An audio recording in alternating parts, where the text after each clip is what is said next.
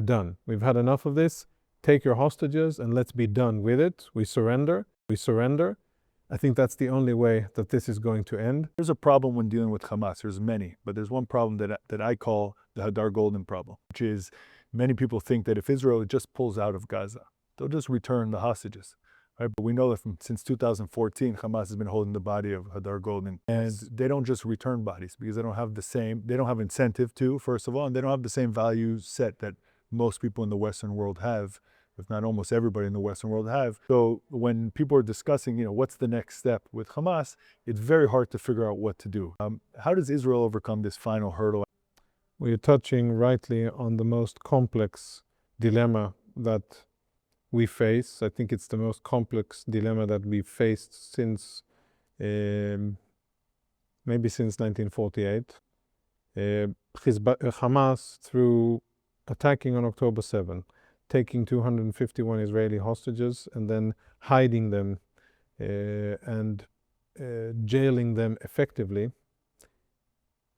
they've created a strategic dilemma for Israel that, sadly, when I look at this through military eyes, when I detach my emotions as a father, as a husband, as someone who cares deeply about my brothers and sisters in Israel and about all humans, but first and foremost my people, when I look at it in a cold analysis, I don't think that Hamas will return the hostages, and they will do everything until it is too late before we get our live hostages back.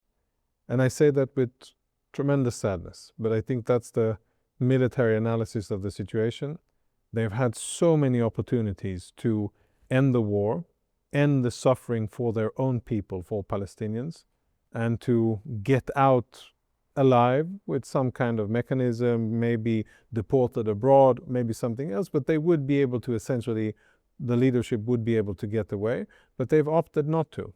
And they've made these outlandish demands. As you said, the numbers are just fantastic, that doesn't make any sense. And the situation that we're in is, sadly, that more than 630 days we have Israelis in Hamas captivity. The state of Israel has failed to get them out so far. And I think, sadly, moving forward, I don't see any other way than continued but elevated, enhanced military pressure on Hamas, putting the squeeze on them wherever it hurts, and presenting a clear threat